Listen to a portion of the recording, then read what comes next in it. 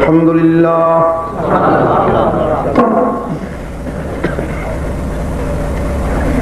الحمد لله حمدا كثيرا كما أمر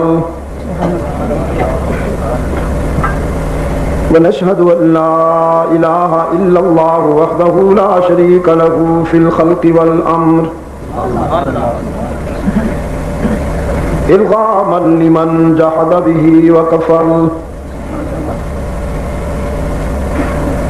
ونشهد أن سيدنا وسندنا محمدا عبده ورسوله المبعوث إلى الأسود والأحمر لتتميم مكارم الأخلاق لا يخلق نبي ولا رسول بعده ولا أمة بعد أمته لا أمة بعد أمته ولا شريعة بعد شريعته ولا كتاب بعد كتابه صلى الله تعالى عليه وعلى آله وأصحابه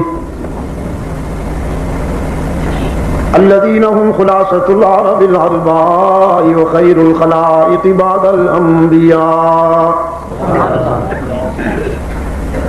وهم كالنجوم في السماء للاهتداء والاقتداء وهم مفاتيح الرحمة ومصابيح الغرر أعوذ بالله من الشيطان الرجيم بسم الله الرحمن الرحيم اليوم أكملت لكم دينكم وأتممت عليكم نعمتي ورضيت لكم الإسلام دينا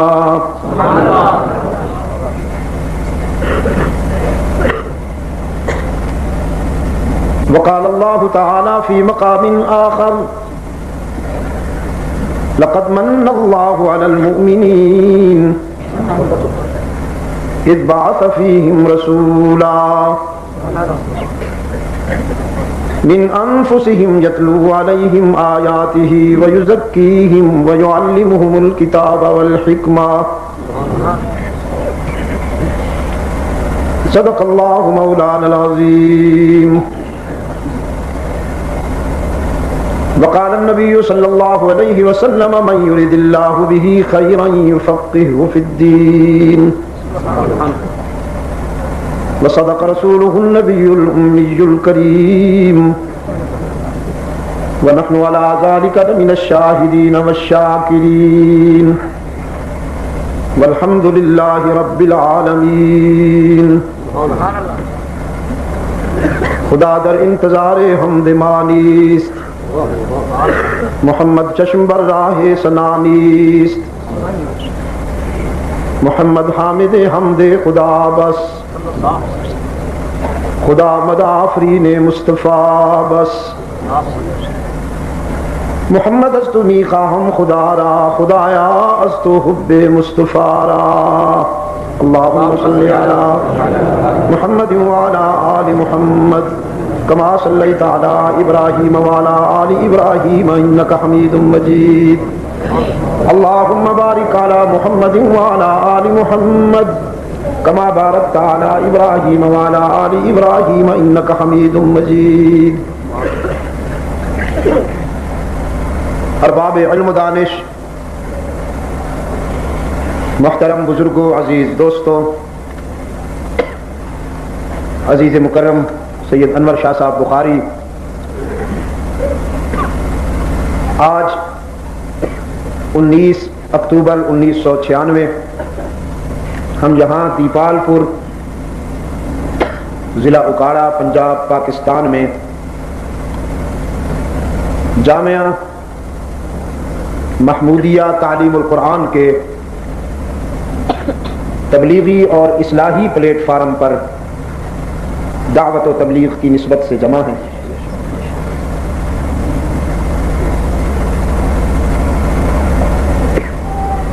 جیسا کہ میرے عزیز نے ابھی فرمایا،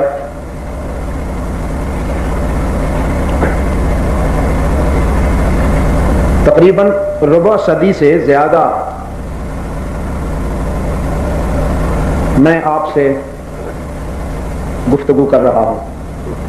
25 سال سے شاید کچھ عرصہ زیادہ ہو گیا ہے ہماری اس نسبت سے ہونے والی ملاقاتوں کو جب میں یاد کرتا ہوں. جنہیں میں نے بچہ دیکھا ماشاءاللہ اب وہ بچوں والے ہیں، اور میں اللہ کا شکر ادا کرتا ہوں کہ ہماری محنت رائگاں نہیں ہوئی. مجھے آپ کی بلاغت فکر پہ بھی ناز ہے، اور بلا مبالغہ اس گلشن علم و حکمت کی تعمیر و ترقی میں آپ کے کردار پر بھی میں ناز کرتا ہوں.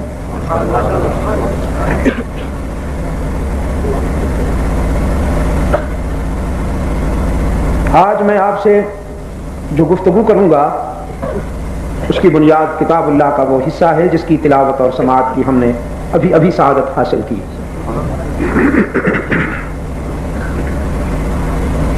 عرفات کے سینے پر آسمان ہدایت کا سراج منیر ذوفشاں ہے، اور اس کے سامنے 1,00,000 سے زیادہ نجوم ہدایت کا ہجوم ہے.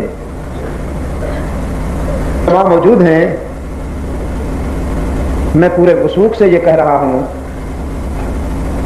کہ کوئی تحریف بھی حسن نہیں ہے، کوئی بدعت بھی حسنہ نہیں ہے. کوئی بدعت حسنہ نہیں ہے اور کوئی تحریف بھی حسن نہیں ہے. اللہ کے رسول صلی اللہ علیہ وسلم نے فرمایا تمہارے رب نے تمہارے دامن میں نعمت ڈال دی اور زندگی کی کامیابیوں کے حصول کے لیے اسلام کو ضابطہ منتخب کر دیا، طرز حیات چن لیا. یہ تاریخ ساز بشارت تھی جسے سن کر حلقہ رسالت میں راحت اور مسرت کی لہر دوڑ گئی. حضرات صحابہ رضوان اللہ علیہم اجمعین نے معانقے کیے، ماتھے چومے، ہر شخص کی آنکھیں چمک اٹھی فرتے مسرت میں. بس ایک روشن ضمیر کی آنکھیں بھر گئیں آنسوں سے.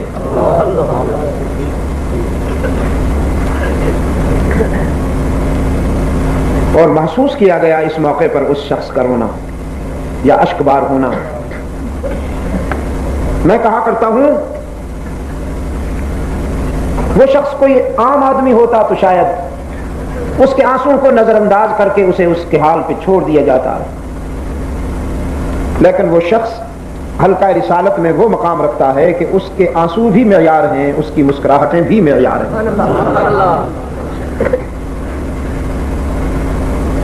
تاجدار صداقت، مصدق نبوت، رفیق ہجرت، سید الصحابہ، افضل البشر بعد الانبیاء سیدنا ابو بکر صدیق تھے یہ رضی اللہ تعالی. خیر، میں آج اس رخ پہ نہیں، میں ایک اور رخ پہ آ رہا ہوں. بس اس قدر بتاتا جاؤں کہ جب پوچھا گیا اس دیداور سے کہ آج رونے کا دن تو نہیں، آج تو ایک ایسی بشارت ملی ہے کہ ہم سب احساس مسرت میں لبریز اللہ کا شکر ادا کرتے ہیں. آپ کی آنکھوں میں آج آنسو ہماری سمجھ میں نہیں آ رہے. صدیق اکبر رضی اللہ تعالی عنہ نے فرمایا تم نے ایک پہلو پہ نظر رکھی ہے اور میرے احساس میں ایک اور پہلو بھی آ گیا ہے.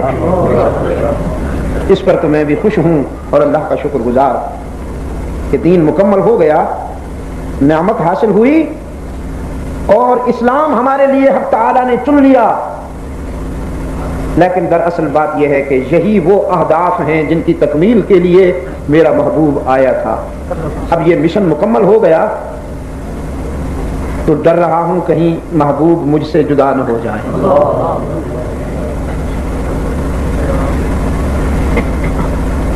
پھر صدیق اکبر رضی اللہ تعالی عنہ اس دن بھی اشک بار ہوئے تھے جب اللہ کے رسول صلی اللہ علیہ وسلم نے علالت کے زمانہ کے آخری لمحات میں مسجد نبوی میں حضرات صحابہ رضوان اللہ علیہ مجمعین سے خطاب کرتے ہوئے فرمایا تھا، اللہ نے اپنے ایک بندے کو یہ انتخاب کا حق دیا، یہ چوائس دی کہ تمہیں اگر دنیا میں زندہ رہنا پسند ہو تو ہم تمہاری خواہش کے مطابق تمہاری زندگی بڑھاتے چلے جائیں کہ ہم جو چاہیں کر سکتے ہیں، اور اگر ہمارے جوار رحمت میں آنا پسند ہو تو پھر تیاری کیجیے۔ صحابہ نے عرض کیا اللہ کے رسول، پھر اللہ کے اس بندے نے کیا پسند کیا؟ آپ صلی اللہ علیہ وسلم نے فرمایا اللہ کے اس بندے نے دنیا پر آخرت کو ترجیح دیتے ہوئے اللہ کے جوار رحمت میں جانا پسند کیا۔ جس طرح آپ نے سبحان اللہ کہا، حضرات صحابہ رضوان اللہ علیہ مجمعین نے بھی سبحان اللہ کہہ دیا، لیکن یہ روشن ضمیر پھر اشکبار ہو گئے۔ اور جب پوچھا گیا ابو بکر یہ تو اللہ کے کسی بندے کی بات ہو رہی ہے، فرمانے لگے کسی اور بندے کی بات نہیں ہو رہی، انہی کی بات ہو رہی ہے۔ وہ وضاحت اور صراحت نہیں کر رہے کہ شاید تم یہ غم برداشت نہ کر سکو، لیکن میں تو ان کے اشارے سمجھتا ہوں۔ نبوت کے رموز کو سمجھنے میں اللہ نے جو مقام اس شخص کو عطا فرمایا ہے وہ قابل رشک ہے۔ تمام صحابہ رضوان اللہ علیہ مجمعین نے جناب صدیق اکبر رضی اللہ تعالی عنہ کے اس مقام پر رشک۔ ارباب علم و دانش، یہی روشن ضمیر جو اللہ کے رسول کی جدائی کے کنارے پہ رو دیتا ہے، جو اللہ کے رسول صلی اللہ علیہ وسلم کے فراق کے اشارے پہ رو دیتا ہے، جس دن رحمت عالم صلی اللہ علیہ وسلم نے وفات پائی اسی ابو بکر سے زیادہ کوئی مستحکم اور مضبوط دکھائی نہیں دیتا۔ ابن تیمیہ رحمۃ اللہ علیہ کا تجزیہ تو یہ ہے کہ اگر اس دن ان کا اسٹیمنا بھی لوز ہو جاتا تو نہ معلوم اس امت پہ کیا گزرتا۔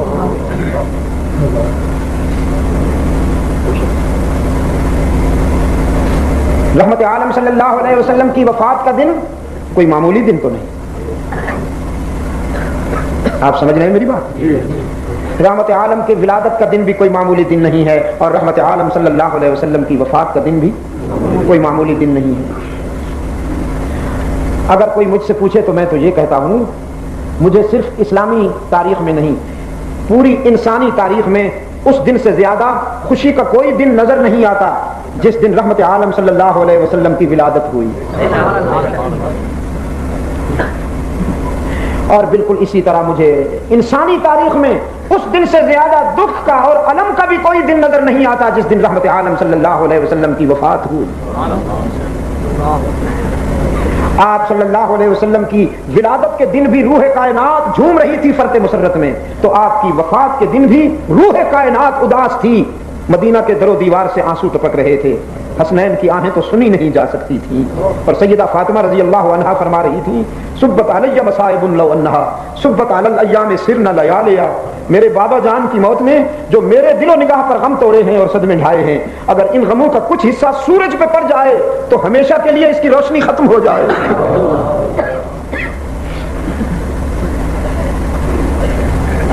یہ میں ربیع الاول کی 12 تاریخ کی بات کر رہا ہوں۔ صلی اللہ علیہ وسلم کی ولادت بھی ربیع الاول میں ہے، ولادت کے دن میں قدر اختلاف ہے کہ وہ 7 ربیع الاول ہے، 9 ہے، 12 ہے یا 13 ہے یا 21 ہے، لیکن آپ صلی اللہ علیہ وسلم کی وفات پر اتفاق ہے کہ وہ ربیع الاول کی 12 تاریخ ہے۔ ابھی تک وہ بزرگ زندہ ہیں، انہیں یاد ہوگا مسلمانوں کے روزمرہ محاورے میں یہ بات ہوا کرتی تھی، جب تک 12 ربیع الاول کو سیاسی مقاصد کے لیے استعمال کرنا شروع نہیں کیا گیا تھا، اور مذہب کے ذریعے سیاسی فتوحات حاصل کرنے والوں نے جب تک اس دن کو ہائی جیک نہیں کیا تھا اس وقت تک اس دن کو 12 وفات کہا جاتا تھا۔ آپ کو یاد ہو؟ آج اہل نظر کے لیے ایک تجزیہ عرض کرتا چلا جاؤں۔ اللہ نے اپنے محبوب کی ولادت بھی ربیع الاول میں رکھ دی ہے، وفات بھی ربیع الاول میں رکھ دی ہے، تو حکیم مطلق ہے نا، اور عالم ما کان وما یکون بھی ہے، جو ہو چکا وہ بھی جانتا ہے اور جو قیامت تک ہونے والا ہے وہ بھی اللہ کے علم میں ہے۔ اس نے یہ دونوں کیفیتیں ایک جگہ کیوں جمع کر دی کہ شاید کوئی طبقہ میرے محبوب کی ولادت کی خوشی میں آمادہ جشن ہو جائے، شاید کوئی طبقہ میرے محبوب کی وفات کے غم میں آمادہ ماتم ہو جائے۔ اللہ نے ان دونوں کیفیتوں کو، اس تاریخی خوشی اور تاریخی غم کو ایک ہی جگہ جمع کر دیا۔ ولادت کی خوشی ماتم نہیں کرنے دیتی اور وفات کا غم جشن نہیں منانے دیتا۔ اور ویسے بھی ماتم اور جشن دونوں فارسی کے الفاظ ہیں، عربی گرامر میں نہیں ہیں۔ یہی وجہ ہے کہ اسلام کی ڈکشنری میں جشن بھی نہیں، ماتم بھی نہیں۔ اسلام سے پہلے یہ تھے، اسلام سے پہلے کی لغت میں یہ تھے کہ خوشیوں میں لوگ ناچتے تھے اور مصیبت میں سر پیٹ لیتے تھے، لیکن جب اسلام آیا تو ڈکشنری تبدیل ہو گئی، جشن کی جگہ شکر آ گیا، ماتم کی جگہ صبر آ گیا۔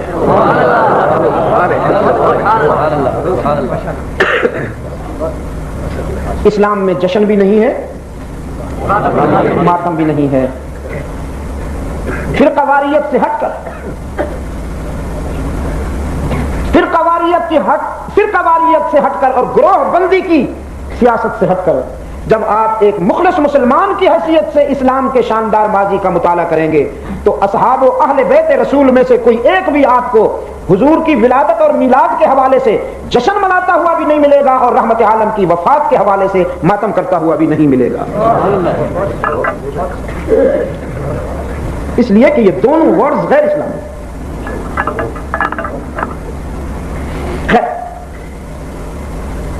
یہ ضمن تھوڑی سی باتیں ہو گئی ہیں۔ الیوم اکملت لکم دینکم، آج میں محنت کر رہا ہوں کہ آپ کے دل و دماغ میں کچھ ڈال کے جاؤں، اگرچہ یہ میرے بس میں نہیں، سنانا میرے بس میں ہے، دل میں اتارنا اس کے اختیار۔ اگر یہ کسی انسان کے بس میں ہوتا کہ دل میں بھی بات اتار دے تو سیدنا نوح کا بیٹا کبھی جہنم کا ایندھن نہ بنتا۔ اور میں تو اگلی بات کہتا ہوں، اگر یہ کسی انسان کے بس میں ہوتا کہ وہ ہر دل کو ہدایت سے معمور کر دے تو میرے آقا پوری انسانیت کو ہدایت پہ چلا کے جنت میں لے جاتے، کسی ایک کو بھی جہنم میں نہ جانے دیتے، کہ وہ رحمت للعالمین ہیں، رحمت للمسلمین نہیں ہیں۔ لیکن دل کس کے قبضے میں ہے؟ صرف اللہ کے قبضے میں۔ لیکن میں آرزو بھی کر رہا ہوں، کوشش بھی کر رہا ہوں اور دل کی زبان سے اللہ سے دعا بھی کر رہا ہوں۔ شاہ صاحب نے ابھی ایک حوالہ دے دیا کہ غیر مسلموں کے سامنے جب میں نے قرآن رکھا تو قرآن کی تاثیر نے انہیں قائل کر دیا۔ وہ عبد المجید کی بات نہیں ہے، عبد المجید تو آپ سے بھی زیادہ گیا گزرا ہے، کہ کوئی انکسار نہیں کر رہا ہوں، کوئی منکسر المزاجی کی بات نہیں کر رہا ہوں، بخدا سچ کہہ رہا ہوں کہ عبد المجید تو آپ سے بھی گیا گزرا ہے، لیکن قرآن بہت بڑی قوت ہے۔ خدا کی قسم اگر اس ملک میں قرآن کو حاکم بنا لیا جاتا، اس کو قید خانوں میں نہ ڈال دیا جاتا، منبر و محراب کی قید میں نہ ڈال دیا جاتا، تو آج میرا وطن دنیا کا خوشحال اور پرامن ملک ہوتا، امریکہ اس کے در کا سوالی ہوتا، ہم امریکہ کے در کے سوالی نہ ہوتے۔ آپ نے تو آزمایا ہی نہیں، آپ نے تو آزمایا ہی نہیں ہے، آپ نے تو قرآن کا مصرف ہی یہی سمجھ لیا ہے کہ یہ یتیم خانے کی چیز ہے۔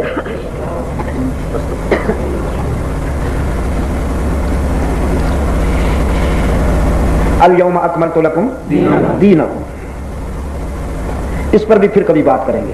واتممت علیکم نعمتی، چونکہ آج کی اس ملاقات کو محسن انسانیت کانفرنس سے معنون کیا گیا ہے، اللہ کے محبوب کے حسن و جمال کی اور ان کی عظمتوں کی بات ہونی ہے۔ اتممت علیکم نعمتی کہا، اتممت علیکم النعم کیوں نہیں کہا؟ کبھی غور فرمایا آپ نے؟ میں جب نظر اٹھا کے دیکھتا ہوں تو یہ پوری کائنات اس کی نعمتوں کا مظہر معلوم ہوتی ہے، بکھری ہوئی ہیں اس کی نعمتیں۔ چہرے والی نگاہوں سے دیکھیں تب، دل کی نگاہوں سے دیکھیں تب، کس قدر نعمتیں بکھری ہوئی ہیں اس کی. فرمایا ان تعدوا نعمت اللہ لا تحصوها, تم گننے پہ آ جاؤ تو شمار نہیں کر سکو گے. لو ان ما فی الارض من شجرة اقلام والبحر يمده من بعده 7 ابحر, کائنات پر جتنے بھی درخت ہیں سب کی کلمیں بن جائیں, جتنا بھی پانی ہے سب کی سیاہی بن جائے, پوری کائنات صحیفہ بن جائے, اور جن و انس تم لکھنے بیٹھ جاؤ, میری نعمتوں اور میرے کرم کو شمار کرنے بیٹھ جاؤ, تو یہ ساری قلمیں گھس جائیں, سیاہی ختم ہو جائے, صحیفہ تنگ ہو جائے قرائے ارض پر مبنی, اور تم سب کے دل و دماغ شل ہو جائیں, میری نعمتیں تو شمار میں نہیں آئیں گی. لا تحصوها, اٹس کنفرم, بالکل طے شدہ بات ہے. لیکن یہاں کوئی خاص نعمت ہے جس کے لیے اتممت علیکم نعمتی کہا ہے. متکلم کا صیغہ استعمال کیا گیا, میری نعمت. اچھا اہل نظر اگر اجازت دیں تو یہ میرا اپنا my personal impression, it's my personal impression. میں نے جب دیکھا, یعنی حاصل مطالعہ نہیں, کچھ چیزیں حاصل مطالعہ ہوتی ہیں لائبریری سے ملتی ہیں, کتب خانے سے ملتی ہیں,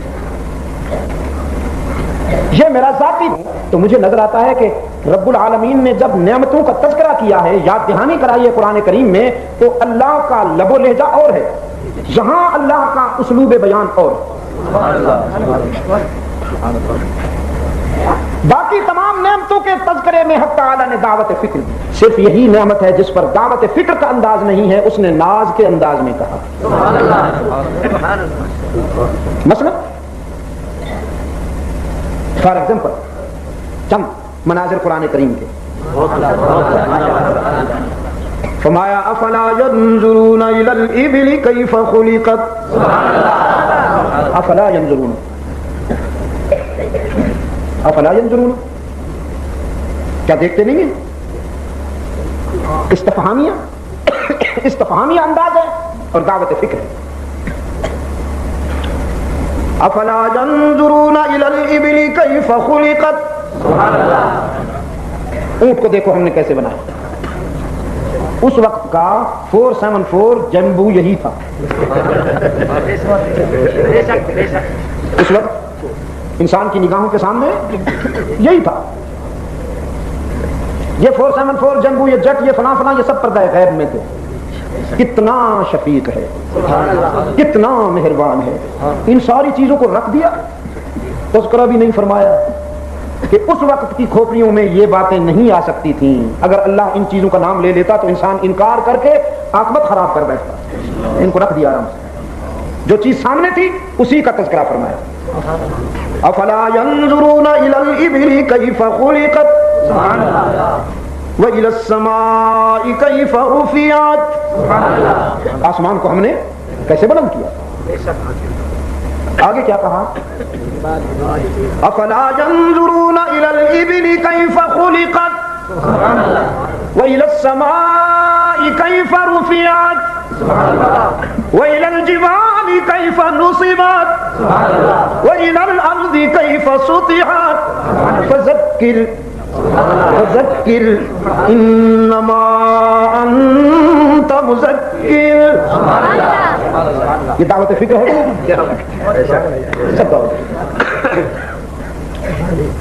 پھر ایک اور جگہ فرمایا ألم نجعل الأرض مهادا, یہ بھی استفهامیہ انداز ہے. ألم نجعل الأرض مهادا والجبال أوتادا وخلقناكم أزواجا وجعلنا نومكم سباتا وجعلنا الليل لباسا وجعلنا النهار معاشا وبنينا فوقكم سبعا شدادا وجعلنا سراجا وهاجا وأنزلنا من المعصرات ماء ثجاجا لنخرج به حبا ونباتا وجنات الفافا. ہم نے زمین کو تمہارے لیے بچھونا بنایا, پہاڑوں کو بنایا, آسمان بنائے, ہم نے تمہارے لیے لیل و نہار کی گردش ترتیب دی, ہم نے دنوں کو ذریعہ معاش بنایا, راتوں کو تمہارے سکون اور آرام کے لیے بنایا, تمہارا سلسلہ توالد و تناسل کے لیے تزویج کو تخلیق فرمایا. یہ بس سب دعوت فکر چلی جا رہی ہے, سب دعوت فکر.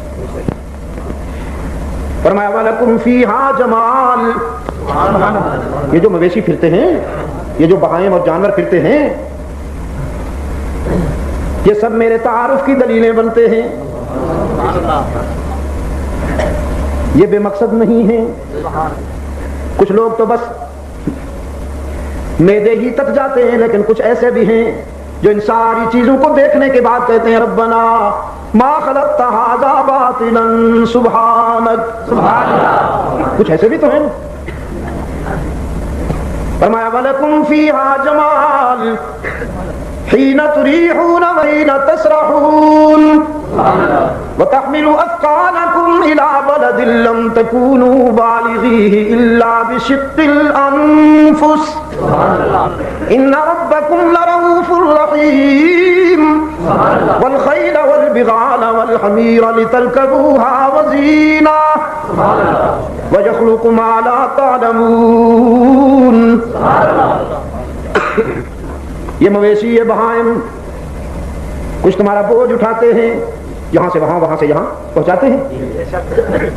کچھ تمہاری زیب و زینت کے کام آتے ہیں, ساری زندگی تمہارے پنجروں میں, گھروں میں, قید خانوں میں گزار جاتے ہیں. کوئی پروٹیسٹ نہیں. کچھ تمہیں اپنا گوشت مہیا کرتے ہیں, کچھ تمہارے ریڑھے کھینچتے ہیں, کچھ تمہارے ٹانگے کھینچتے ہیں. تم درندے بن جاتے ہو, ان پر ظلم بھی کرتے ہو, لیکن آہو فغاں بھی نہیں کرتے, استغاثہ بھی نہیں کرتے, تیری غلامی سے انکار بھی نہیں. ان ربکم لرؤوف رحیم. تو میرا نہیں بنتا, لیکن میری مخلوق تیری بغاوت نہیں کرتی. ہونا تو یہ چاہیے تھا نا اہل نظر, کہ جو بندہ رب کی نہیں مانتا, رب کی مخلوق اس کی بھی نہ مانتی نا. یہ ظلم تھا کہ انصاف تھا؟ انصاف. لیکن فرمایا میں رؤوف رحیم جو ہوا, یہ سب تیری غلامی کر رہے ہیں. وَإِنَّ لَكُمْ فِي الْأَنْعَامِ لَعِبْرَةً. پی تو روزانہ جاتے ہو نا دودھ, کبھی سوچ بھی لیا کرو. بس ایک لمحہ پہلے دودھ کا گلاس ہاتھ میں لے کر کبھی سوچا بھی کرو کہاں سے آیا, کس نے بھیجا. نسقيكم مما في بطونه من بين فرث ودم. تیرے جانور کی رنگت منفی, کوئی سیاہ کوئی سرخ کوئی, تیرے جانور کی رنگت منفی, اس نے جو غذا کھائی وہ ہری یا کچھ اور رنگ, اس کا خون سرخ, اس کا فضلہ متعفن اور بدبودار. لیکن وہ کون ہے جو تیرے گلاس میں آنے والے دودھ میں تیرے جانور کی سیاہی کو بھی شامل نہیں ہونے دیتا؟ وہ کون؟ چارے کی رنگت کو بھی شامل نہیں ہونے دیتا, خون کی سرخی کو بھی شامل نہیں ہونے دیتا, فضلے کی بو کو بھی شامل نہیں ہونے دے. حالانکہ انہی پروسیس سے گزرا ہے, وہ انہی مراحل سے گزر کے آیا ہے تیرے گلاس میں. لیکن رب العالمین نے فرمایا کتنے گندے راستوں سے گزار کر میں نے تیرے برتن میں کتنی اچھی چیز ڈال دی. کتنے گندے راستوں سے گزار کر میں نے تیرے گلاس میں کتنی لطیف لبنن خالصا سائغا للشاربین. سب دعوت فکر, سب دعوت فکر چلی جا رہی ہے. ایک اور جگہ فرمایا ان فی خلق السماوات والارض. آنکھیں کھلی رکھو نا. کچھ چہرے کے اندھے ہوتے ہیں, کچھ دل کے اندھے ہوتے ہیں. اللہ دل کا اندھا کسی کو نہ بنا. ان فی خلق السماوات والارض واختلاف اللیل والنہار والفلک التي تجری فی البحر بما ينفع الناس وما انزل اللہ من السماء من ماء فاحیا به الارض بعد موتها وبث فيها من كل دابة وتصريف الرياح والسحاب المسخر بين السماء والارض لآيات لقوم يعقلون. دعوت فکر ہوئی کہ لآیات لقوم یعقلون. زمین و آسمان کی تخلیق، لیل و نہار کی آمد رفت، دن گیا رات آئی، پھر رات جائے گی دن آئے گا. زمین سے پانی کو اٹھا کر زمین پہ برساتا ہوں، پانی کی لطیف دوش پر کشتیوں کو جہازوں کو تیرنے کی صلاحیت عطا کرتا ہوں. روئے زمین پر چلنے والے جانور کچھ رینگتے ہیں، کچھ دوڑتے ہیں، کچھ تیرتے ہیں، کچھ اڑتے ہیں. ہواؤں کی روانی، سرسر کی شوخیاں، صبا کی لطافتیں، اور یہ سرگرداں دوڑتے ہیں بادلوں کے قافلے. میں تیری پریشانی کا علاج کرتا ہوں. جب تو تشنا ہوتا ہے، تیری زمین پیاسی ہوتی ہے، تو پیاسی نگاہوں سے تو مجھے دیکھتا ہے. دیکھتا اسی وقت ہے جب میری ضرورت پڑتی ہے. تو مجھے بھولے رہتا ہے لیکن میں تجھے نہیں بھولتا. جو ہی میری رحمت کی طرف دیکھتا ہے میں تانا بھی نہیں دیتا، تیرا دامن بھر دیتا ہوں.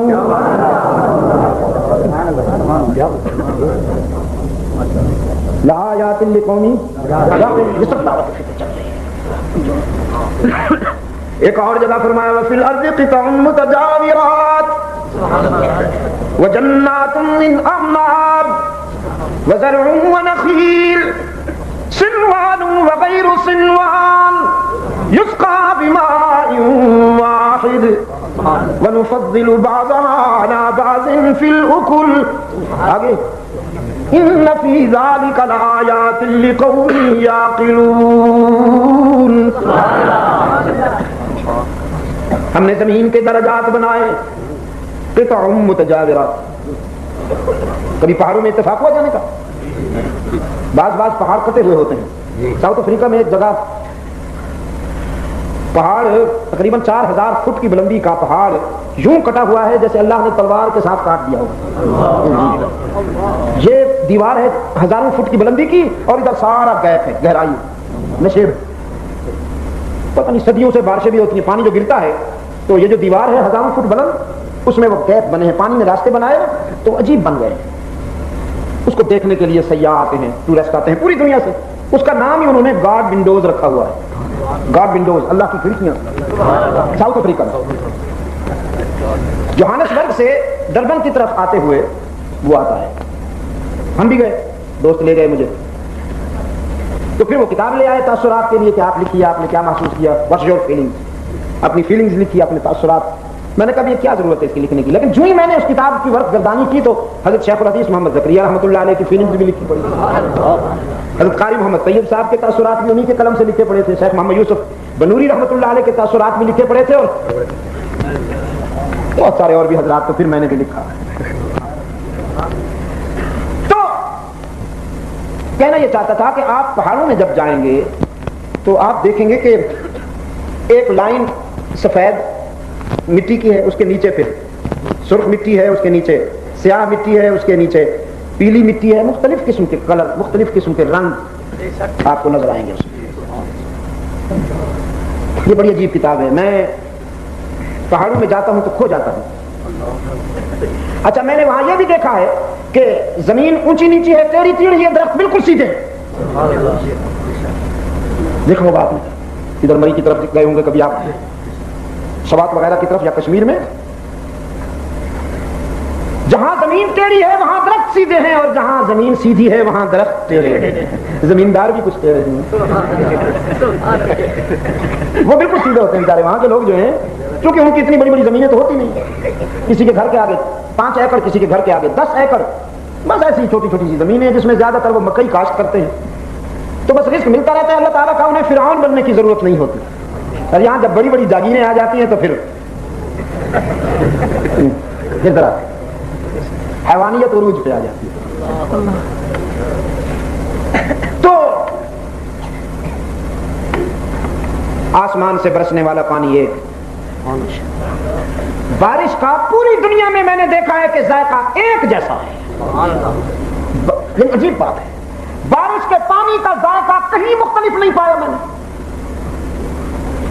اوپر کی فضا میں کچھ ایسی وہ لگی ہوئی ہیں لیبارٹریاں کہ سمندر کے پانی تو مختلف ہیں. سمندر کے بعض سمندر کے پانی نمکین ہیں, بعض کے میٹھے ہیں, بعض کے بہت زیادہ نمکین ہیں, کچھ رنگتوں میں بھی اختلاف ہے. لیکن جب ہوائیں اس پانی کو اٹھاتی تو اوپر کی فضا میں وہ جو قدرت نے لیبارٹری بنا رکھی ہے نہ معلوم, اس میں جا کر وہ پانی ایسا ڈھلتا ہے کہ ایک جیسا بن جاتا ہے. اور پھر جب وہ پانی برستا ہے تو اس کے نتیجے میں اگنے والے درخت مختلف, رنگتیں مختلف, جسامت مختلف, قد و قامت مختلف, پتے مختلف, پھل مختلف, ان کے ذائقے مختلف. حق تعالی نے فرمایا کبھی غور کیا تم نے یہ سب کون کر رہا ہے؟ اللہ. وفي الأرض قطع متجاورات وجنات من أعناب وزرع ونخيل صنوان وغير صنوان يسقى بماء واحد. سب کو ایک ہی پانی ملا, لیکن ان کی رنگتیں, ان کی جسامتیں, قد و قامت اور ذائقے بدلنے والا کون؟ متجاورات وجنات من اعناب وزرع ونخيل صنوان وغير صنوان يسقى بماء واحد ونفضل بعضها على بعض في الأكل إن في ذلك آگیا پھر وہی بات, ان فی ذلک لآیات لقوم یعقلون. سب دعوت فکر دی ہے قرآن کریم میں. پھر فرمایا یوں تو تم نے دیکھ لیا, اب ذرا یوں بھی دیکھو. وفی انفسکم افلا تبصرون. سر اٹھا کے تو تم نے مطالعہ کر لیا صحیفہ کائنات کا, اب ذرا اپنی 5 فٹ کی کائنات کا بھی مطالعہ کرو نا. آنکھیں دی, آنکھوں کو قوت بینائی دی, زبان دی, زبان کو قوت گویائی دی. یہ ایک زبان پتہ نہیں کتنی زبانیں بولتی ہے, یا رب یا رب. اور اگر یہ ہوتا کہ بھئی بنگلہ بولنے والی زبان اور پشتو والی زبان اور عربی بولنے والی اور اردو بولنے والی اور پنجابی بولنے والی, اور پھر اس کے لیے اسپیئر پارٹس کی دکانیں ہوتی, وہاں زبانیں ملتی, خریدنے کے لیے آپ تشریف لے جاتے, پھر پتہ چلتا. وفی انفسکم افلا تبصرون. اپنے وجود پر بھی غور کرو, یہاں بھی تمہیں دلیلیں ملیں گی میری پہچان کی, میرے عرفان کی. سب دعوت فکر. اب اگر میں اسی پہ بیٹھا رہوں تو پوری رات گزر جائے گی. یہ دعوت فکر. اچھا یہ تو مادے کی بات کر رہا تھا میں. اگر روح کی طرف آئیں, فکر و نظر کی طرف آئیں, تو سچ کہتا ہوں سیدنا آدم سے لے کر حضرت عیسیٰ تک تمام انبیاء اور رسول کا تذکرہ بھی حق تعالی نے برسبیل تذکرہ فرمایا, حوالے کے طور پہ فرمایا. ملتا جلتا سا انداز ہے کہ فلاں کو بھیجا, فلاں آئے, فلاں نے یہ کہا, فلاں نے یوں کیا, فلاں کے ساتھ یہ ہوا. اگر کوئی بات بہت زیادہ پیاری لگی تو اسے احسن القصص کہا. لیکن جہاں تک میں نے غور کیا برسبیل تذکرہ چلتی ہے بات ساری. لیکن یہ جو نعمتی والی نعمت ہے, جب یہاں بات آئی تو پھر اللہ کا لہجہ بدل. مجھے معاف کر دینا اگر غلطی کروں تو. ویسے بھی محبت میں انسان تھوڑا سا مبالغہ کر جاتا ہے, بہت محتاط رہتا ہوں, غصے میں بھی پیار میں بھی, لیکن ہوں تو انسان نا, اور طالب علم قسم کا انسان ہوں. تو میرے دائیں بائیں علماء بیٹھے ہیں, اگر کہیں مجھ سے صاحب ہو جائے تو اصلاح فرمائیے گا. نعمتی جب اس نعمت کی بات آئی ہے تو اس کا لہجہ بدل گیا. آنے کے لیے تو بہت آئے, سیدنا آدم بھی آئے, نوح بھی, یعقوب بھی آئے, خلیل بھی, داؤد بھی آئے, سلیمان بھی, لیکن اب یہ کون آیا ہے کہ جس کے لیے اس کا لہجہ بھی بدل گیا. فرمایا آ گیا جس کا نہیں ہے کوئی ثانی وہ رسول.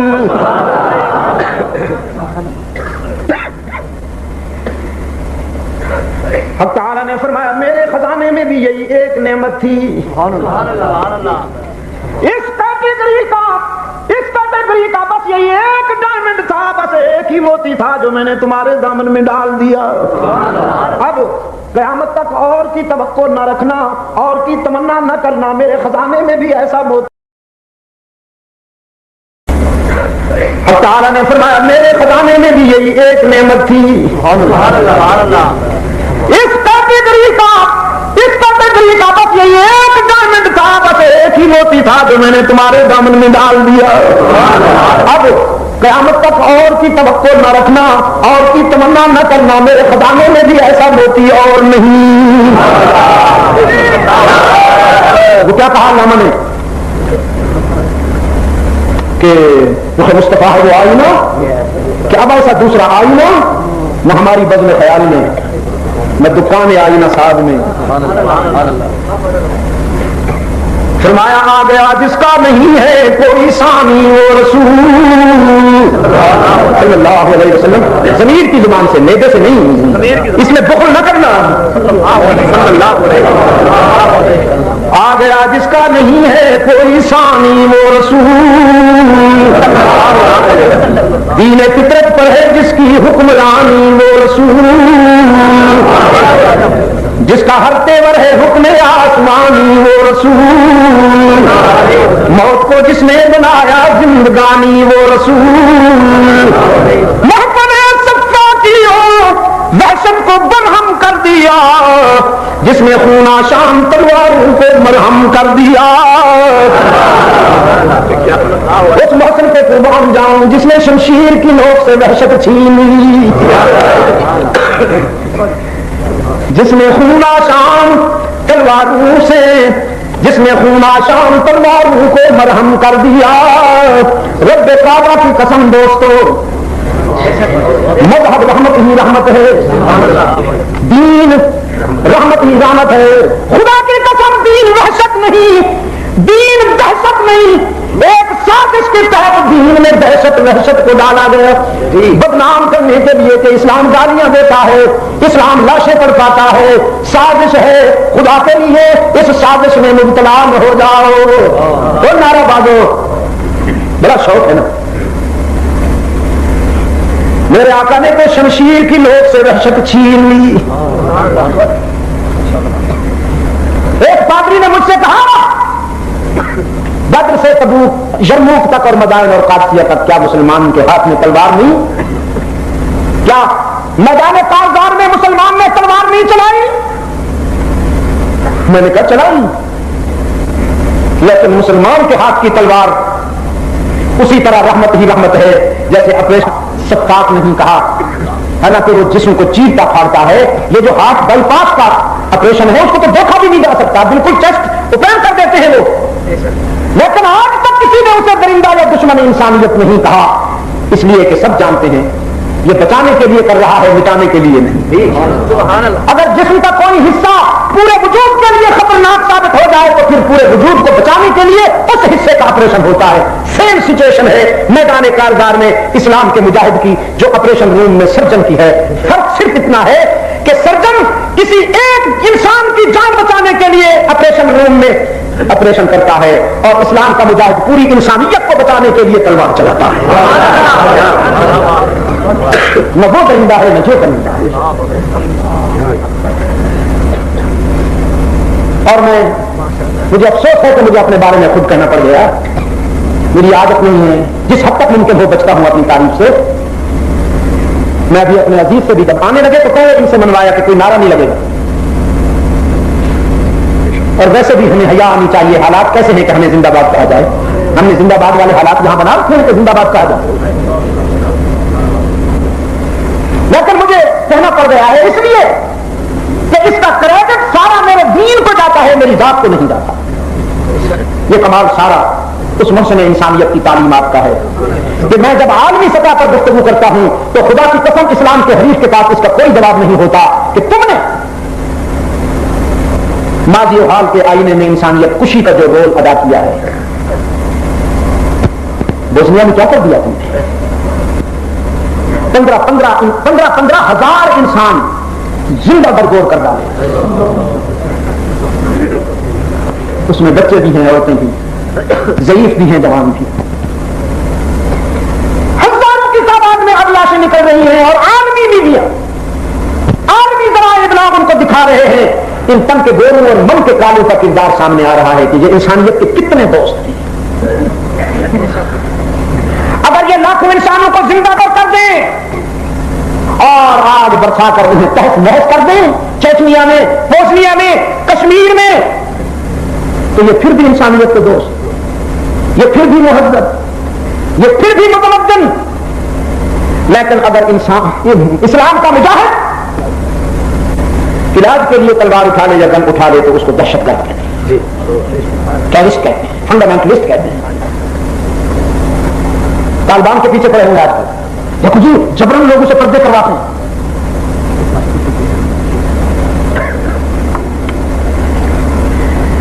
پچھلے دن میں ہانگ کانگ تھا، وہاں ہانگ کانگ میں اس قسم کا سوال کیا گیا تو میں نے ان سے کراس کوشچن کیا، میں نے کہا تم جبرن لوگوں کو قلب بھیجتے ہو؟ اگر کوئی قلب میں جا کر انسانیت کی چادر اتار دو تو وہ تمہارے خیال میں کوئی قابل اعتراض بات نہیں ہے، نو پرابلم۔ لیکن اگر کسی خاتون نے اپنی عزت کو بچانے کے لیے، اپنی آبرو کا آبگینہ محفوظ کرنے کے لیے پردہ ڈال لیا اللہ کے حکم کے مطابق تو وہ جبر ہو گئے۔ خدا کی قسم کوئی جبر نہیں ہوا۔ اصل بات یہ ہے کہ رحمت عالم صلی اللہ علیہ وسلم کی غلامی اپنے چہرے پہ سجا کر یہ لوگ جب آگے بڑھے ہیں تو خود لوگوں نے انہیں ویلکم کہا، خوش آمدید کہا، اور اس ساری آبادی کی جتنی بھی عورتیں تھیں ان سب نے پردے اوڑھ لیے۔ یہاں بھی انشاءاللہ ایسا ہوگا۔ اب تو میرے مہربانوں کے گلے میں انگریز کا طوق غلامی ہے، انگریز کا طوق غلامی۔ جب یہاں رحمت عالم صلی اللہ علیہ وسلم کی غلامی کا طوق ڈالنے والے آ گئے، پھر آپ دیکھیے گا یہ بیوٹی پارلر میں تین تین گھنٹے لگا کر باہر آنے والی بیگمات جو بائن بن کے نکلتی ہیں سرخی پاؤڈر لگا کر، دور سے ایسے معلوم ہوتا ہے جیسے کہ بگڑا ہوا جن آ رہا ہو۔ انشاءاللہ اگر یہاں ایسی صورتحال پیدا ہو گئی تو یہ بھی پردے اوڑھ لیں گی۔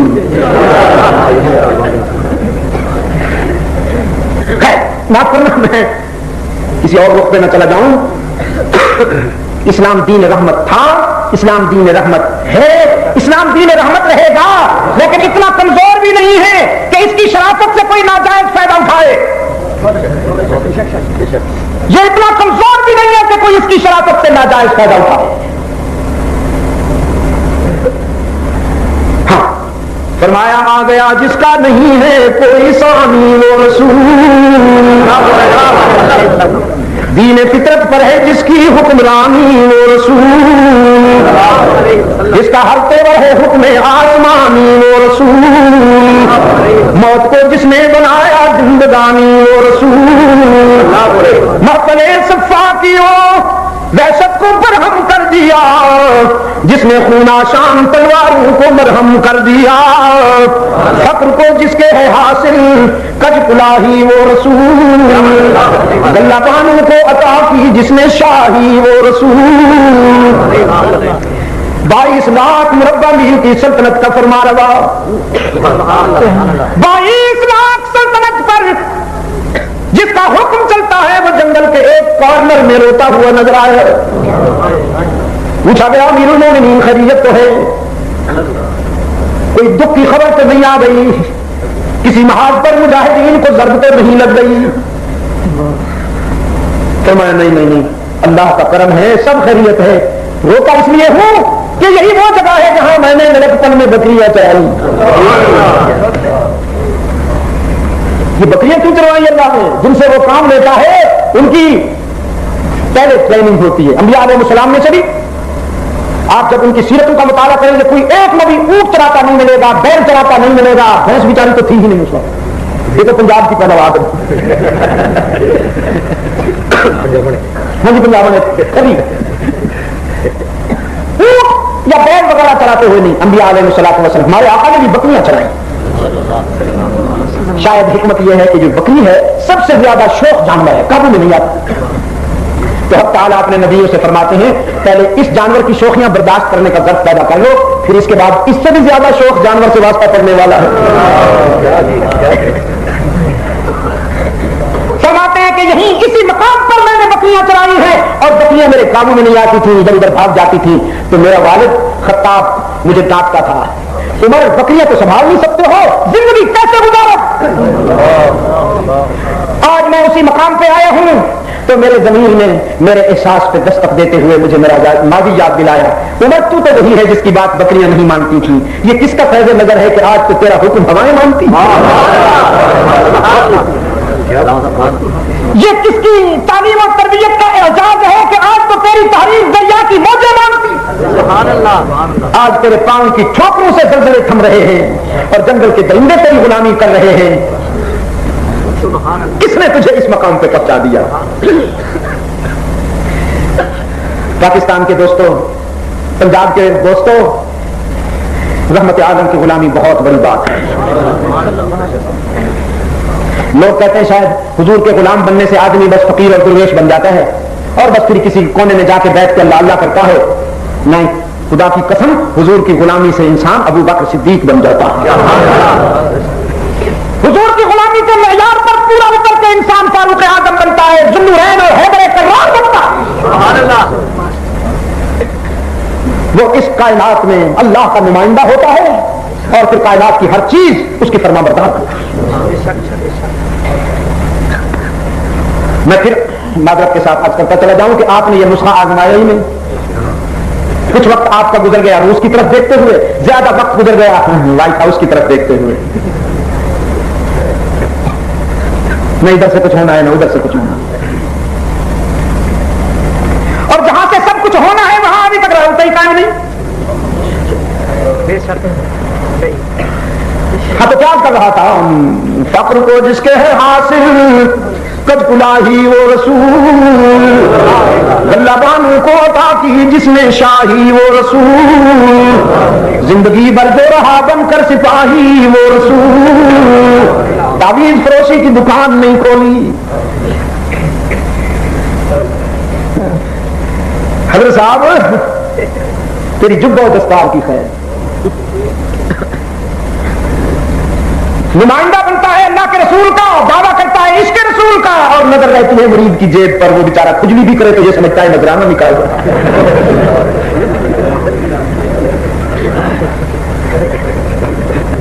کسی مصنوعی عشق کا تو یہ نتیجہ ہے کہ سائز روز بروز بڑھتا جا رہا ہے, مرید بیچارہ دن بدن سوکھتا جا رہا ہے اور حضرت صاحب دن بدن پھیلتے چلے جا رہے ہیں.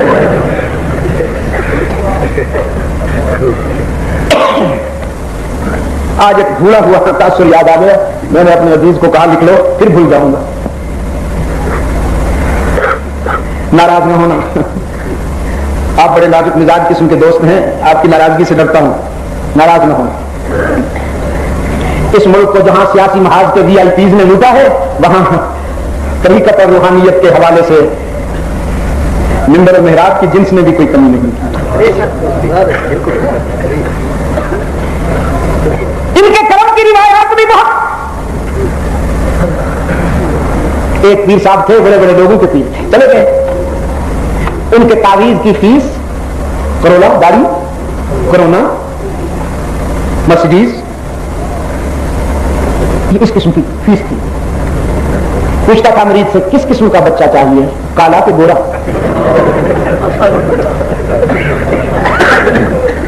امیر کے غریب, کلر قسم کا کوئی نچلے درجے کا ملازم یا افسر. اب جیسی ڈیمانڈ ویسی فیس, اور اللہ کی شان دیکھیے, اس کا اپنی نہ بیٹی نہ بیٹا. ایک دن کسی منصب مرید نے کہا حضرت مجھے یہ وہابی لوگ بڑے تنگ کرتے ہیں, وہ کہتے ہیں تمہارا پیر جو ہے وہ لوگوں کو تو بیٹے بیٹیاں دینے کا دعویٰ کرتا ہے, اپنی تو اس کی نہ بیٹی ہے نہ بیٹی بیٹا, تمہیں کیا جواب دوں؟ فرمانے لگے بزرگوں سے ایسی باتیں نہیں کرتے, یہ گستاخی اور بے ادبی کی باتیں ہیں. پتہ نہیں وہ کس قسم کا آدمی تھا بیچارہ, اس نے کہا اب تو میں سوال کر بیٹھا ہوں حضرت اس کا جواب تو دے دیجیے, آئندہ احتیاط کریں. اب فرمانے لگے اچھا پھر اگر پوچھتے نہیں ہو تو پھر یہ بتاؤ ساری کائنات کو بچے کون دے رہا ہے؟ اس نے کہا اللہ کا بھی کوئی بیٹا یا بیٹی ہے؟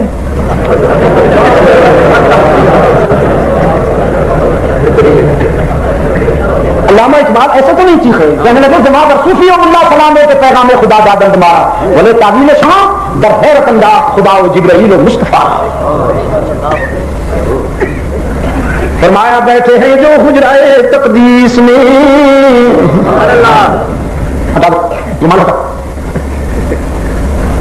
دو، بیٹھو، بظاہر تو یوں بیٹھے ہیں شرافت کے پتلے بن کر، چادر اوڑے ہوئے اور یوں سر جھکائے ہوئے، بالکل ایسے جیسے ندی کے کنارے مچھلی کی انتظار میں بگلا بیٹھا۔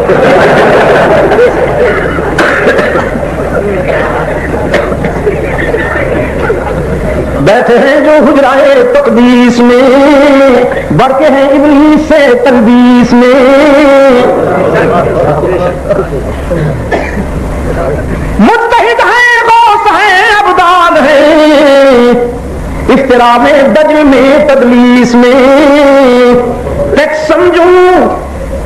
سمجھوں جزیہ مانوں یا خراج، رنگ سب ہے پیر جی کی فیس میں۔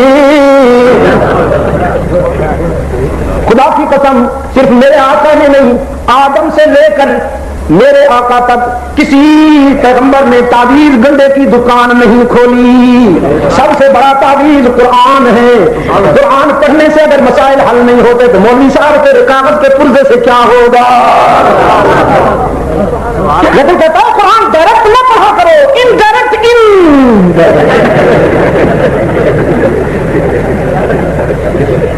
ویسے قرآن کا کوئی اثر نہیں ہوگا، جب میں لکھوں گا تو پھر اثر ہوگا، انڈائریکٹ۔ فقر کو جس کے ہے حاصل کج کلاہی وہ رسول، گلہ بانوں کو عطا کی جس نے شاہی وہ رسول، اور زندگی بھر جو رہا بن کر سپاہی وہ رسول، جس کی ایک ایک سانس قانون الہی وہ رسول، جس نے قلب تیرگی سے نور پیدا کر دیا، جس کی جاں بخشی نے مردوں کو مسیحا کر دیا۔ اللہم صلی علی محمد وعلی آل محمد کما صلیت علی ابراہیم وعلی آل ابراہیم انک حمید مجید۔ اللہم بارک علی محمد وعلی آل محمد کما بارکت علی ابراہیم وعلی آل ابراہیم انک حمید مجید۔ یہ ہے وہ نعمت جس پر منعم کو بھی ناز ہے، وہ نعمت محمد، وہ گمگشتہ قوموں کا ہادی محمد، وہ گمگشتہ قوموں کا ہادی، جو عالم میں علم و عمل کا منادی، وہ پیغمبر عزم و خود اعتمادی، شریعت ہے جس کی بہت سیدھی سادی، نہ دنیا پرستی نہ رہبانیت ہے، معیشت بدامہ یہ روحانیت ہے، شرف صرف اسلام کو ہے یہ حاصل کہ اس کا نبی ہر صفت میں ہے کامل، نہ دنیا کا طالب نہ دنیا سے غافل، یعنی رحیم اور عادل، وہ مشفق جو غیروں کو اپنا بنا لے، وہ قائد جو بھولوں کو رستہ دکھا دے۔ محبت کے یوں جس نے دریا بہائے، محبت کے یوں جس نے دریا بہائے، محبت کے یوں نفرت کے نہیں، محبت کے یوں جس نے دریا بہائے، دل ان کا بھی جیتا جو سر لینے آئے، یہ بندہ نوازی کے جوہر دکھائے کہ خود کھائے جو اور جواہر لٹائے، خوشی اپنی غیروں کے غم میں بھلا دی، دیا درد جس نے اسے بھی دعا دی، وہ خیر البشر فخر اولاد آدم، بشیرو نذیرو فقیہ دو عالم، وہ خلق مجسم وہ لطف مکمل، وہ خلق مجسم بنی نوع انسان کا غم خار و ہمدم، غنی اور گدا کا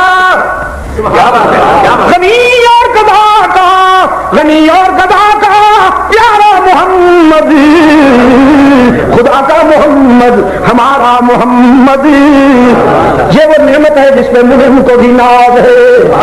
اس نے کہا میں نے تمہارے دامن میں ڈال دی، یہ میں نے تمہارے دامن میں ڈال دی، اور جانتے ہیں یہ کون ہے؟ تمہارے بھی کچھ محبوب ہیں، میرا بھی کوئی محبوب ہے. میں نے اپنے رب سے کہا تیرا چاہنے والا ہوں، مجھے اپنا بنا لے، اور بڑا موحد قسم کا تیرا چاہنے والا ہوں. دنیا میں جہاں کہیں تم نے بھیجا میں نے تیری توحید بیان کی، اور تیرے فضل و کرم سے کروڑوں انسانوں کے احساسات کی گہرائیوں میں میں نے ہی کی حرارتیں اتاری. میری زندگی میں وہ دن ناقابل فراموش ہے دوستو. بمبئی میں ایک جگہ بہت بڑے جلسہ عام میں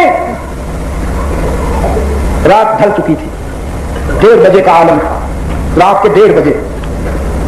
اور جب وہاں ہی کی ضرب لگی، اللہ کے گھر میں بیٹھا ہوں دوستو، اس کی جلالت کی قسم ہے وہاں کے مسلمان بڑے اچھے مسلمان ہیں.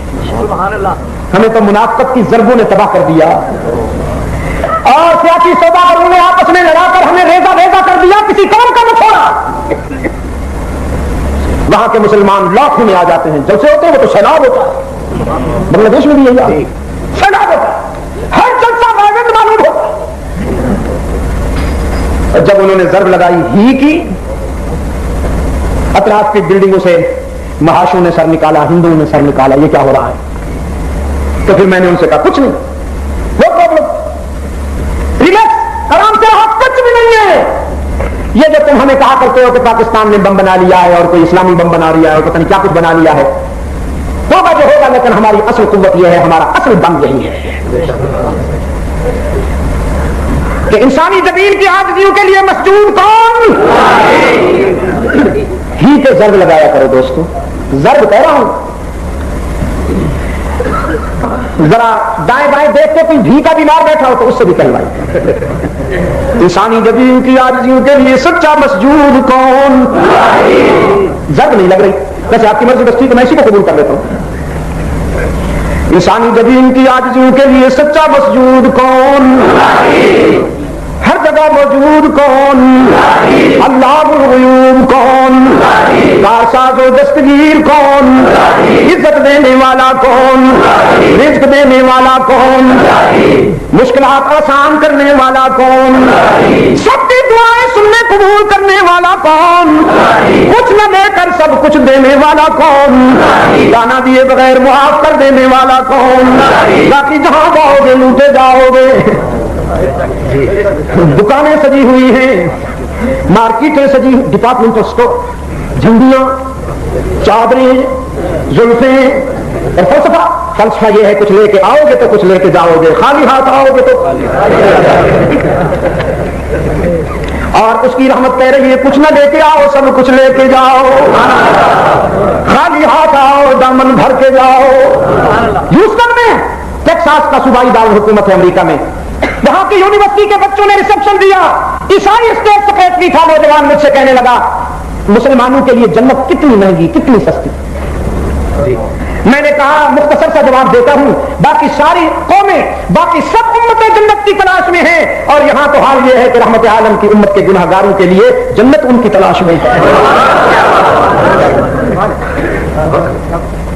حق تعالیٰ کی رحمت بہانے ڈھونڈ رہی ہے، کچھ تو کر لو کہ میں معاف کر دوں. حضرت موسیٰ علیہ السلام اپنی امت کے خطا کاروں کو جب لے کر گئے توبہ کے لیے کہ انکم ظلمتم انفسکم، تم سے غلطی ہوئی ہے، توبہ کرو. کہنے لگے وضو بنائیں، نوافل پڑھیں توبہ کی. فرمایا وضو نوافل کی بات نہیں ہے، سینے سے پتھر باندھ کر پہاڑ کی بلندی پہ چڑھ جاؤ، وہاں سے چھلانگ لگاؤ. فقتلوا انفسکم، اگر تم مر گئے تو تمہاری توبہ قبول ہے، اور اگر تم زندہ رہ گئے تو اس کا معنی یہ ہے کہ تمہاری توبہ قبول نہیں ہے. تمہاری توبہ کی کوالٹی ہی یہی ہے. یہ جان دے دو گے، دنیا کی زندگی قربان کرو گے تو اللہ راضی ہو جائے گا، ورنہ وہ تمہیں معاف نہیں کرے گا. رب العزت نے فرمایا میرے کلیم تیری امت کی توبہ تو یہ ہے کہ وہ اپنی جان دے تو معاف کرو. ایک کمنگ امت ہے، ایک امت آ رہی ہے، جانتے ہو ان کی توبہ کیا ہوگی؟ سیدنا کریم سوچنے لگے جب ہمارا یہ حال ہے تو پھر آنے والوں پر تو بلڈوزر پھریں گے، جس میں ٹکڑے ٹکڑے ہوگا تب جا کے معافی ملے گی. حق تعالیٰ نے فرمایا نہیں میرے کلیم، جو آنے والی امت ہے اس کی توبہ یہ ہوگی کہ زندگی بھر کی خطائیں، زندگی بھر کی ٹھوکریں، زندگی بھر کی غلطیاں اور صغائر جمع کر کے میرے دروازے پہ آئیں گے.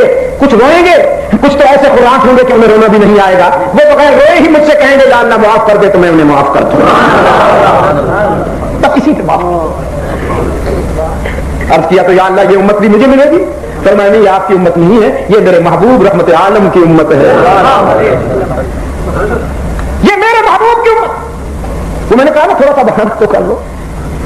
میں نے رات بھی سنایا حویلی میں، حدیث ہے اللہ کے رسول صلی اللہ علیہ وسلم نے فرمایا حشر میں میزان میں ایک شخص کے اعمال چلیں گے تو ایک نیکی کم ہو جائے گی. اللہ فرمائیں گے بھئی یہاں تمہاری برادری بھی موجود ہے، دوست بھی موجود ہیں، پارٹی کے لوگ بھی موجود ہیں، بھائی بھی موجود ہیں، تمہارے والدین بھی ہیں. اگر کسی سے تمہیں یہ ایک نیکی مل جائے تو میرٹ پہ آ جاؤ گے، جنت میں چلے جانا. وہ اللہ کا بندہ شکر گزار ہوگا. تیرا کرم تمہیں یہ رعایت تو دے دی، میں جاتا ہوں ابھی لے کے آتا ہوں. ایک ہی تو نیکی ہے، بڑے اچھے دوست ہیں، میرے بھائی بڑے پیارے ہیں، بڑے والدین تو چاہے خود جہنم میں چلے جائیں لیکن مجھے تو نیکی دے ہی دیں گے، میں تو ساری مانگ دے دیں گے. لیکن وہ جا کے جب پارٹی والوں سے، دوستوں سے، بھائیوں سے، برادری سے درخواست کرے گا تو سب نفسی نفسی کے عالم میں ہوں گے. لا تذر وازرۃ وزر اخری کا منظر ہوگا. کہیں گے میاں کچھ اور مانگو، یہ کیا نیکی دینے کا دن ہے آج؟ ہمیں اپنا فکر ہے. ماں باپ تک انکار کر دیں گے تو مایوس واپس آئے گا. اللہ کا ایک بندہ پوچھے گا بھی تم بہت گھبرائے ہوئے ہو، کیا بات ہے؟ کہنے لگا یار یہ جنت پڑی ہے، ایک نیکی کم ہے، کوئی بھی نہیں دیتا. برادری کے پاس گیا ہوں، بھائیوں کے پاس گیا ہوں، والدین کے پاس گیا ہوں، ایک نیکی نہیں ملی. وہ اللہ کا بندہ کہے گا چل میں دیتا ہوں، میری نیکی لے جاؤ. تو اب میں کیسے بتاؤں کہ وہ کتنا خوش ہوگا. خوشی خوشی اللہ کے پاس آئے گا اور آ کے عرض کرے گا یا اللہ نیکی مل گئی، اب میرٹ پہ ہوں، جنت بھیج دے. تیرے اس بندے نے نیکی دی ہے مجھے، اور تو کہیں نہیں ملی. حق تعالیٰ اس سے پوچھیں گے میاں تم نے کیسے دے دی؟ آج تو ماں باپ بھی کام نہیں آ رہے، بھائی نہیں دے رہے، کسی کو کوئی پوچھتا نہیں ہے، میدان حشر ہے یہ، تو نے کیسے دے دی؟ وہ کہے گا یا اللہ میری تھی ہی ایک، میں نے کون سی گٹنیاں باندھ رکھی تھی، ایک ہی تو تھی میرے پاس. میں نے سوچا اس ایک نیکی سے میرا کیا بنے گا؟ تیرے ایک بندے کو جنت ملتی ہے تو یہی چلا جائے. حدیث کے الفاظ یہ ہیں، حق تعالیٰ فرمائیں گے تريد ان تكون اجود مني. تو کیا تو نے یہ خیال کر لیا کہ تم مجھ سے بھی بڑا سخی ہے، جنت میں مانگتا پھرتا ہے؟ جاؤ تم دونوں جنت میں جاؤ. وہ اس لیے جائے کہ میرٹ پہ آ گیا ہے، اور تو اس لیے جا کہ میں تیرے جیسوں کو بھی معاف کر سکتا ہوں جن کے پلے میں ایک بھی نیکی نہیں. وہ نوجوان کھڑا ہو گیا، عجیب انداز میں کہنے لگا very easy, Islam very easy, اسلام میں تو جنت بہت سستی. میں نے کہا اتنی سستی تھی تو نہیں، کسی کے آنسو میں سے سستا بنا دیا. تھی تو نہیں اتنی سستی لیکن کسی کے آنسو میں سے سستا بنا دیا. میرے عزیز دوست رحمت عالم صلی اللہ علیہ وسلم، یہ وہ نعمت عظمیٰ ہے. ہاں میں عرض کر رہا تھا، میں نے اپنے رب سے کہا میں نے پوری دنیا میں تیری توحید بیان کی ہے، تیرے محبوب کی سیرت بیان کی ہے، تیرا چاہنے والا ہوں، میری چاہت قبول کر لے، میں تجھے اپنا محبوب بنانا چاہتا ہوں. تو اللہ کی طرف سے جواب ملا مجھے محبوب بنانا چاہتے ہو تو پھر میرا بھی ایک محبوب ہے. جی جی ہونا کیا چاہیے کہ مجھ سے محبت کرنے سے پہلے میرے محبوب سے محبت کرو، یہ ہونا چاہیے نا؟ نہیں. فرمایا ان کنتم تحبون اللہ فاتبعونی، مجھ سے محبت کرنے سے پہلے جاؤ میری چاہت کے دعوے پر میرے محبوب سے NOC لے کے آؤ، ان کی غلامی کا توق گلے میں ڈال کے آؤ. یا اللہ میں تو محبت کی بات کر رہا ہوں تو تجھ سے پہلے تیرے محبوب سے محبت کروں. فرمایا تم کیا محبت کرو گے؟ ان سے محبت تو بس میں ہی کر سکتا ہوں جس کے لیے میں نے یہ ساری محفل سجائی، جس کے لیے یہ کائنات بنائی، اس کی چاہتوں کا حق تو میں ادا کرتا ہوں، اس کی محبت کے تقاضے تو بس میں ہی پورا کر سکتا ہوں. یہ تمہارے بس کی بات نہیں ہے، تمہارے بس کی بات نہیں ہے کہ تم اس کی غلامی کا توق اپنے گلے میں ڈال کے آ جاؤ، پھر مجھے نہ ڈھونڈنا میں خود تمہیں ڈھونڈ لوں. یحببکم اللہ، پھر تم میرا محبوب بن جاؤ. تو پھر کیا ہوا؟ میں اللہ کے محبوب کے در پہ گیا. آقا تیری تیری اطاعت اور غلامی کے بغیر تو میرے عقیدہ توحید کی بھی کوئی قیمت نہیں پڑتی.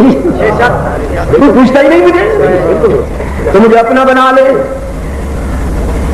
پتہ ہے وہاں سے کیا جواب ملا؟ اللہ نے تمہیں میرے ہاں بھیجا. ہاں اللہ نے فرمایا ہے میرے محبوب کی غلامی اختیار کر لو تو پھر میں تمہیں اپنا محبوب بنا لوں گا. رحمت عالم نے فرمایا اللہ نے تمہیں اپنے محبوب کے پاس بھیجا نا تو پھر میرے بھی کچھ محبوب ہیں, تم ان کے در پہ جاؤ. من احبہم فبحبی احبہم ومن ابغضہم فببغضی ابغضہم. صدیق عمر عثمان و علی کے غلام پہلے بنو, ان کی اطاعت کے معیار پر پہلے اترو. اگر ان کے نام ہضم نہیں ہوتے تو پھر تم کبھی میرا قرب نہیں پا سکو گے. جو ان کا دوست وہ میرا دوست, جو ان کا دشمن وہ میرا دشمن. بڑا نازک معاملہ ہے, خدا کی قسم بہت نازک معاملہ ہے. لوگ کہتے ہیں صحابہ معیار حق و صداقت نہیں ہو سکتے. معیار حق و صداقت تو صرف نبی ہوتا ہے.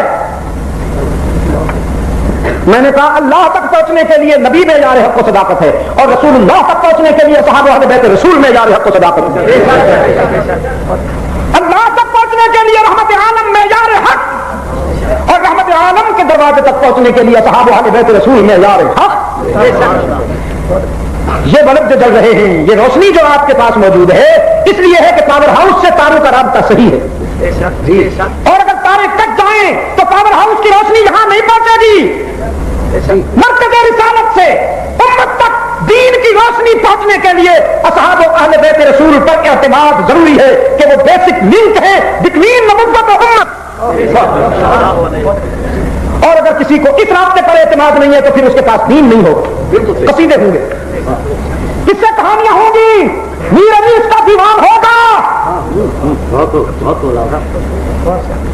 قرآن نہیں آئے گا جس کا رابطہ صاحب قرآن سے صحیح ہوگا. قرآن نہیں آئے گا جس کا رابطہ صاحب قرآن سے صحیح ہوگا. تو اللہ نے اس نعمت کی بات کی. یا 12 بجنے کے قریب آ گئے, کوئی بات نہیں کیونکہ ابھی ساتھ آ رہی ہے. نہ ایسا نہ کیا کرو بھائی, مجھے سفر کرنا ہے اور بہت طویل سفر کرنا ہے. میرے عزیز دوستوں, یہ نعمت عظمیٰ ہے اللہ کی عطا کردہ جس پہ اس کو ناز ہے, جس نے ناز کے انداز میں لہجہ ہی عجیب رکھا ہے. فرمایا قد من اللہ علی المؤمنین اذ بعث فیہم رسولا,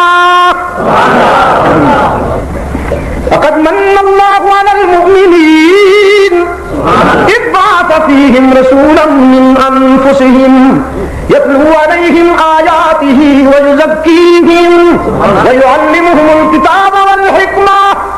یہ ہے میرا خصوصی کرم, یہ ہے میرا یادگار احسان تم پر کہ میں نے تمہاری بگڑی بنانے کے لیے ایسا معلم عطا فرمایا, ایسا رہنما عطا فرمایا, ایسا قائد تمہیں عطا کیا جس نے تلاوت آیات کی گرمی سے تمہارا لوہا گرم کیا, تلاوت آیات کی حرارتوں سے تمہارے لوہے کو گرم کیا, پھر تزکیے کی چوٹیں لگا کر تمہارا برتن صاف کیا, اور پھر تعلیم کتاب و حکمت ہوئی. دیکھیے نا, برتن زیادہ ناپاک ہو تو پہلے آگ میں ڈالو, جب وہ گرم ہو جائے تو پھر اسے ہتھوڑے مارو, جب زنگ اتر جائے تو اب وہ صاف ہو گیا. اب اس میں اگر دودھ ڈالو گے تو کریم بنے گی, لیکن اگر تم نے صاف نہ کیا اور گندے برتن میں دودھ ڈال دیا تو کریم نہیں بنے گی, خراب ہو جائے گی, جیسے آج کل ہو رہا ہے. عالم بہت ہے, اسٹائل وائز, علم نتھنگ, علم نام کی کوئی شاید نہیں, اسٹائل اور سارے القاب پیچھے لگا رکھی. علامہ بھی وہی, فہامہ بھی وہی, مفکر اسلام بھی وہی, ڈاکٹر بھی وہی. وہ کشمیر میں پہاڑوں کی آبادی بکری ہوتی ہے, 2 گھر یہاں تو 3 گھر وہاں تو 1 گھر وہاں, تو جہاں ڈھلوان میں جگہ نہیں وہیں گھر بنا لیا. آپ کی شہری آبادی کی طرح تھوڑی ہوتی ہے جیسے آپ کی گلیوں میں. میں حیران ہوتا ہوں, آج میں اپنے دوستوں سے کہہ رہا تھا کہ اے کاش ایسا ہو جائے کہ دیپالپور کا شہر پورے کا پورا عصر نو بنایا جائے, گلی بھی کھلی ہوں, گھر بھی کھلے ہوں, آپ سوچ رہے ہیں کہ اندھونی تمنا کیوں کر دیا آپ نے؟ یہ ہو سکتا ہے، خدا کی قسم ہو سکتا ہے. یہ جو وی آئی پیز نے قوم کا خزانہ لوٹ کر چرا لیا ہے نا، قرضے لے کے کھا گئے، اگر وہ سارا واپس لے لیا جائے تو صرف دیپال پور نہیں، بہت یہ وی آئی پیز جو ہیں، یہ بہت بڑے لیڈر جو ہیں، بہت بڑے چور قوم کے، بہت بڑے چور، لیکن مہذب چور. غریب بیچارہ سائیکل چرا لے تو جیل میں، اور انہوں نے اربوں بھی چرا لیے ہیں تو لینڈ کروزر میں. ہو سکتا ہے، ایسا ہو سکتا ہے. ہاں، کہاں سے بات چلی تھی؟ بکھری ہوئی آبادی، ایک گھر یہاں دو وہاں تین وہاں. بارش زور سے ہو رہی تھی تو ایک آدمی آ گیا، اس نے جا کے دروازے پہ نوک کیا، دروازے پہ دستک دی. بارش ہو رہی ہے، تھوڑی دیر کے لیے اندر آنے دو. وہ غریب آدمی، اس نے کہا بھی کون ہے؟ کنڈی کھولتے کھولتے دوبارہ ہاتھ رکھ لیا کنڈی پہ. کہتا پہلے بتاؤ ہو کون؟ کہتا میں حضرت العلامہ وبی فضل فہامہ، ڈاکٹر، مفسر، پروفیسر قادری چشتی سہروردی نقشبند. اس نے اچھی طرح سے کنڈی بند کر کے کہا اتنے آدمیوں کے لیے میرے گھر میں جگہ نہیں ہے، ایک دو ہوتا تو بٹھا لیتا، تم تو کچھ پورا لشکر آ رہے ہو. سارے القاب کی کتاب لگا رکھی ہے اپنے پیچھے، اور بیلنس کیا، صلاحیت کیا ہے؟ امت کو لگا کر. اکابرین امت کی تکذیب اور تنقید کرتا ہے جن کی محنتوں سے ہم تک اسلام پہنچا. میرے عزیز دوستو، رحمت عالم صلی اللہ علیہ وسلم کے مرکز کی یہ تین خصوصیات ہیں: تلاوت، تزکیہ اور تعلیم. وقت نہیں ہے کہ میں اس سلسلے میں بھی تفصیل میں جاؤں. تمہیں مبارک ہو دیپال پور کے دوستوں، ہم جس مرکز میں بیٹھے ہیں، آج مجھے یہ دیکھ کر خوشی ہوئی اور بے ساختہ میرے دل کی گہرائیوں سے سید محمود شاہ بخاری رحمۃ اللہ علیہ کے لیے دعائیں نکلی. اللہ انہیں اپنے جوار رحمت میں دائمی بسیرا عطا کرتے ہوئے کروٹ کروٹ سکون عطا فرمائے. دیکھو جی، آپ کے خیال میں وہ آدمی خوش نصیب ہوگا جس کو بنگلے مل جائیں، کوٹھیاں مل جائیں، جاگیریں مل جائیں. بعض لوگ کہتے ہیں سب سے بڑا خوش نصیب ہوا ہے جس کو وزارت مل جائے. حالانکہ یہ بڑی عجیب چیز ہے وزارت بھی، اس کا آنا بڑا طربناک ہے اور جانا بڑا ہولناک ہے.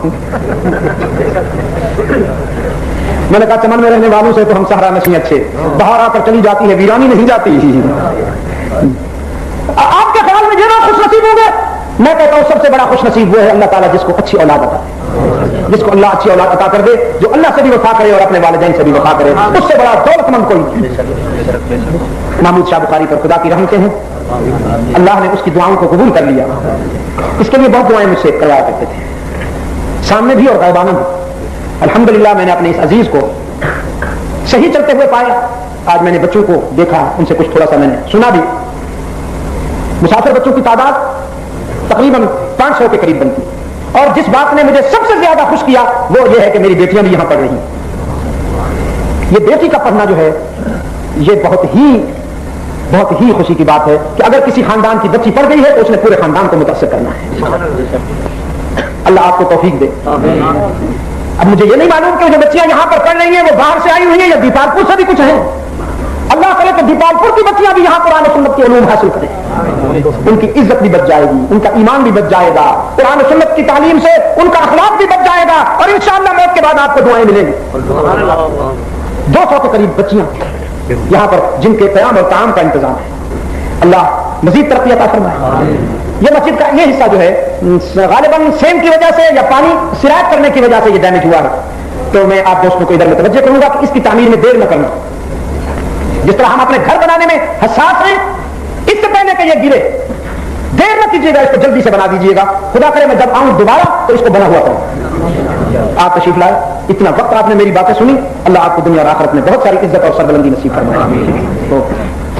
الواد الحق جس کا ابھی شاہ صاحب نے آپ سے کہا، اس آئینے میں بہت طرح گیا. یہ آپ رسالہ پڑھیں گے، اس میں آپ کو میں چلتا پھرتا نظر آؤں گا کہاں ہوں. یہ اس یورپ کا جو ابھی میں نے دورہ کیا ختم نبوت کانفرنسوں میں، لندن میں، بریڈفورڈ میں، برمنگھم میں، گلاسگو وغیرہ میں، وہ ساری کاروائی بھی ملے گی. ایڈیٹوریل اس کا میں خود لکھتا ہوں بلا تکلف، اس کا مطالعہ بھی کیجیے گا. اور میں یہ بھی چاہتا ہوں کہ کچھ میرے دوست اس کو ہر مہینے منگوایا کریں. وہ شاہ صاحب کو اپنا نام اور ایڈریس دیں. اللہم صلی علی سیدنا محمد النبی الأمی وعلی آلہ وصحبہ وبارک وسلم.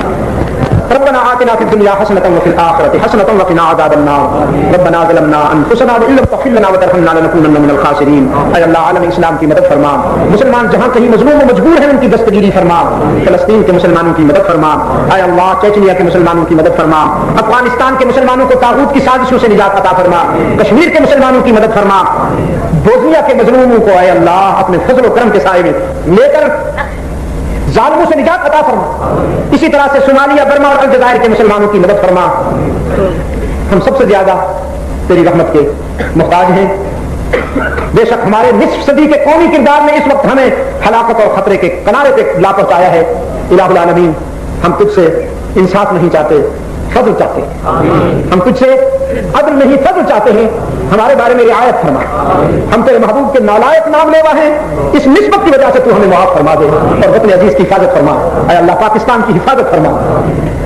ہمیں اور ہماری نسلوں کو ہر فتنے سے محفوظ و معمول فرما قرآن و سنت پر مبنی آئین عطا کر کے خلافت راستہ کے دور سے نسبت رکھنے والا عادلانہ طرز زندگی عطا کر کے اے اللہ پاکستان کو امن و سلامتی کا گہوارہ بنا خوشحالی عطا فرما اس کی سلامتی اور بقا کی حفاظت فرما تمام روحانی جسمانی بیماروں کو اپنے فضل و کرم سے شفا عاجل عطا فرما کچھ دوستوں نے خاص طور پر دعا کے لیے کہا ہے میں ان سب کے لیے دعا کرتا ہوں اللہ ان کی مشکلات کو آسان فرمائے اور ہمیں دنیا اور آخرت میں کامیابی نصیب فرمائے ہمارے عزیز وہ علماء کرام جو قرآن و سنت کی تقویم کے لیے جدوجہد کر رہے ہیں افغانستان میں اللہ تعالیٰ انہیں بھی کامیابی عطا فرمائے اور اس ملک میں بھی اللہ تعالیٰ وہ قیادت ہمیں عطا فرمائے جو اس کی اور اس کے رسول کی وفادار ہو یاد رکھنا جو اللہ اور اس کے رسول کا وفادار نہیں ہو سکتا وہ مسلمانوں سے بھی وفا نہیں کر سکتا اللہ تعالیٰ اس مرکز کو بھی آباد فرمائے جلی و خفی فتنوں سے محفوظ و معمول فرمائے ہماری توقعات سے زیادہ اسے کامیابی نصیب فرمائے اور سید محمود شاہ صاحب بخاری نور اللہ مرکزہ کا قائم کردہ ہوا یہ گلشن علم و حکمت ہمیں